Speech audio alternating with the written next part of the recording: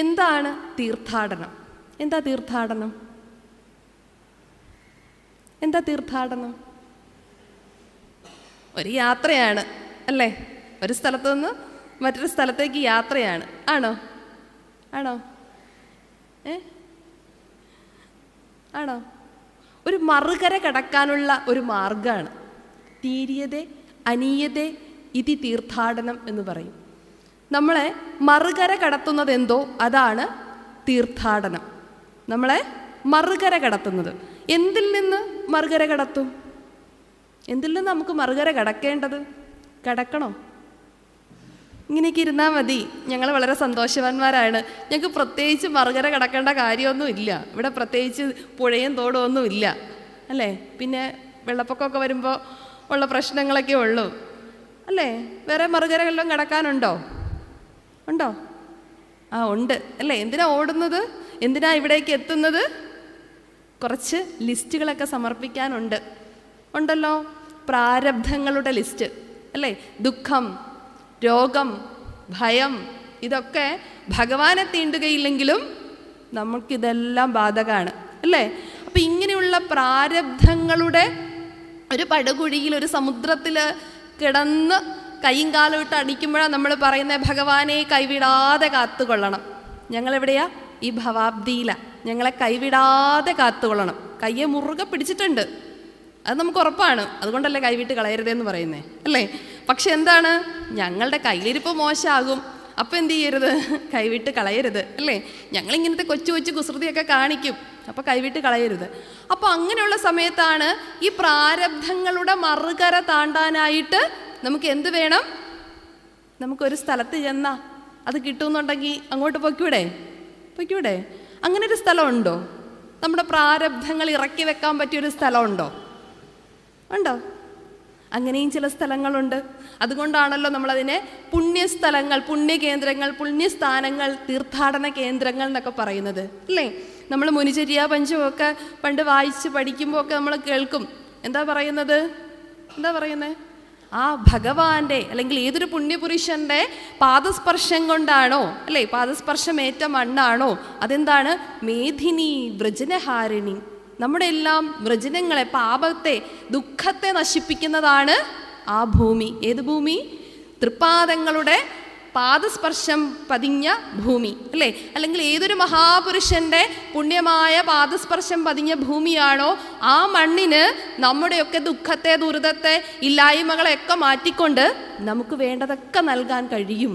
അങ്ങനെയുള്ള ഭൂമി. നമുക്കങ്ങനെ ഒരു ഭൂമിയുണ്ടോ? ഏതൊരു മഹാപുരുഷന്റെ ജന്മം കൊണ്ടോ, അവിടുത്തെ കർമ്മം കൊണ്ടോ, അവിടുത്തെ ധ്യാനം കൊണ്ടോ, തപസ് കൊണ്ടോ, ധ്യാന നിമീലത കൊണ്ടോ ഒരു പുണ്യമായ ഏതെങ്കിലും ഭൂമി നമുക്കുണ്ടോ? ഉണ്ട്. നമുക്കേ ഉള്ളൂ എന്ന് നമ്മൾ പറയൂ അല്ലേ? ചെമ്പഴന്തി എന്ന് പറയുന്ന പുണ്യഭൂമി ഭഗവാന്റെ തിരു അവതാരം കൊണ്ട് പുണ്യമായിരിക്കുന്ന സ്ഥാനം അല്ലേ? അവിടുത്തെ ദീർഘമായ തപസ് കൊണ്ട് പുണ്യമായിരിക്കുന്ന മരുത്വാമല, അവിടുത്തെ കർമ്മബന്ധാവ് കൊണ്ട് പുണ്യമായിരിക്കുന്ന ഈ കേരളക്കരയും അല്ലേ? അതിനപ്പുറത്ത് തമിഴ്നാടും അതിനപ്പുറത്ത് കർണാടകവും ഒക്കെ എന്താണ്? പുണ്യഭൂമികൾ തന്നെയാണ്.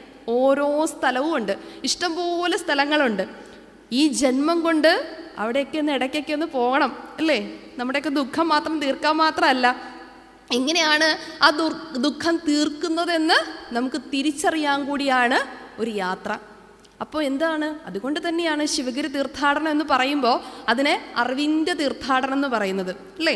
നമുക്ക് ധാരാളം സ്ഥലങ്ങൾ പുണ്യഭൂമിയായിട്ട് പണ്ടേ പോകുന്ന സ്ഥലങ്ങളുണ്ട്. നമ്മൾ നേരത്തെയൊക്കെ എങ്ങനെ പൊയ്ക്കൊണ്ടിരുന്ന വെച്ചത് ഇപ്പോഴും പോകില്ലേ? എവിടെയാ?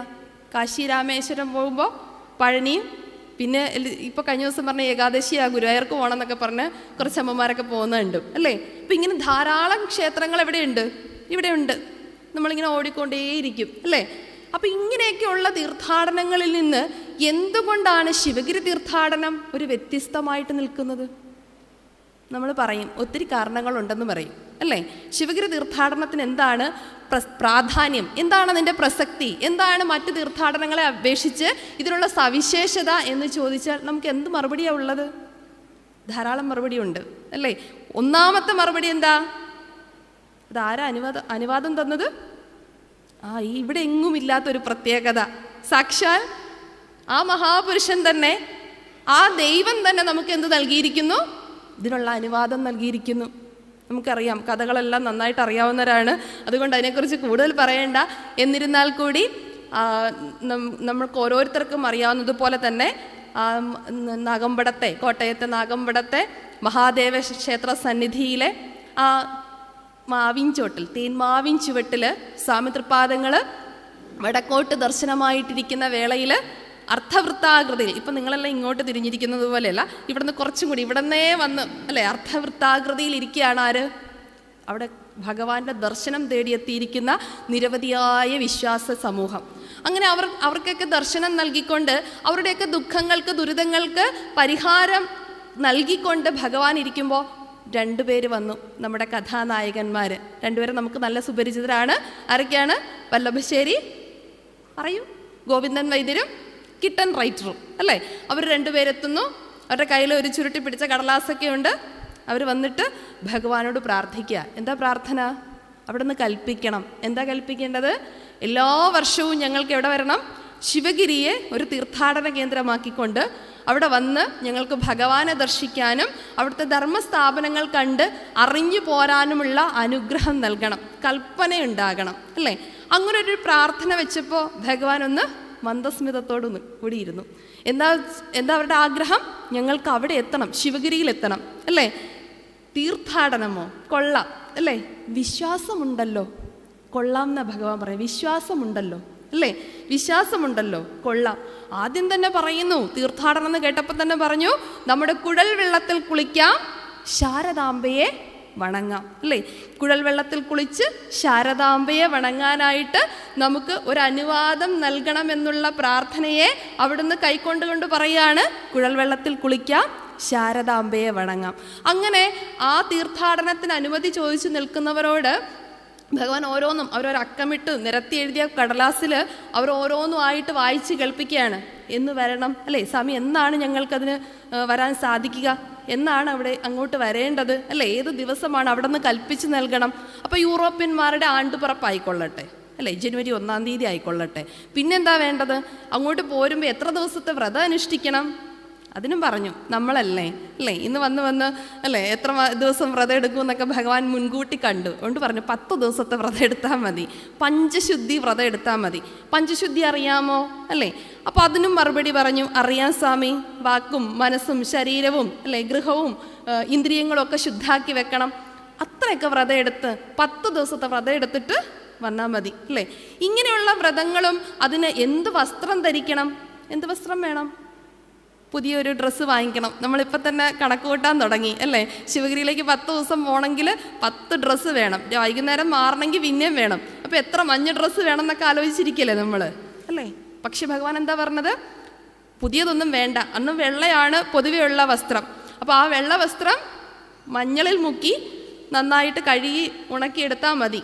അത് വീണ്ടും ഉപയോഗിക്കുമ്പോൾ എന്ത് പറ്റിക്കോളും? അത് പതുക്കെ മഞ്ഞയൊക്കെ പോയി വെള്ളവസ്ത്രം ആയിക്കോളും. അപ്പോൾ അതുകൊണ്ട് മഞ്ഞളിൽ മുക്കി യാതൊരു തരത്തിലുള്ള സാംക്രമിക രോഗങ്ങളും ബാധിക്കാത്ത വിധത്തിൽ അല്ലേ മഞ്ഞൾ നമ്മളെ സംരക്ഷിക്കും. ആ ഒരു ഉറപ്പോടുകൂടി മഞ്ഞ വസ്ത്രം ധരിച്ച് മനസ്കരായി ഒരേപോലത്തെ വസ്ത്രധാരികളായിട്ട് ശിവഗിരിയിലേക്ക് തീർത്ഥാടനത്തിന് അനുമതിയൊക്കെ കൽപ്പിച്ചു കഴിഞ്ഞപ്പോൾ ഭഗവാൻ ചോദിച്ചു, ആ ലിസ്റ്റെല്ലാം വായിച്ചു കഴിഞ്ഞോ? അല്ലല്ലേ. അപ്പോൾ എന്ത് വേണം? ഇനി ഇതിനെന്തെങ്കിലും ലക്ഷ്യമുണ്ടോ? വെറുതെ നിങ്ങൾ എല്ലാ വർഷവും ആണ്ടുപിറപ്പിന് മഞ്ഞ വസ്ത്രമൊക്കെ ധരിച്ച് ശിവഗിരിയിലേക്ക് എത്തിയാൽ മതിയോ? ഇതിനൊരു ലക്ഷ്യമുണ്ടോ? അവരുടെ കയ്യിൽ അതിന് മറുപടി ഇല്ലായിരുന്നു. കാരണം അവരുടെ ലിസ്റ്റിൽ എന്തില്ല? ഇങ്ങനൊരു ലക്ഷ്യമില്ല അല്ലേ. അപ്പം ലക്ഷ്യം വേണം. എവിടേക്കാണ് പോകുന്നത്? ശിവഗിരിയിലേക്ക്.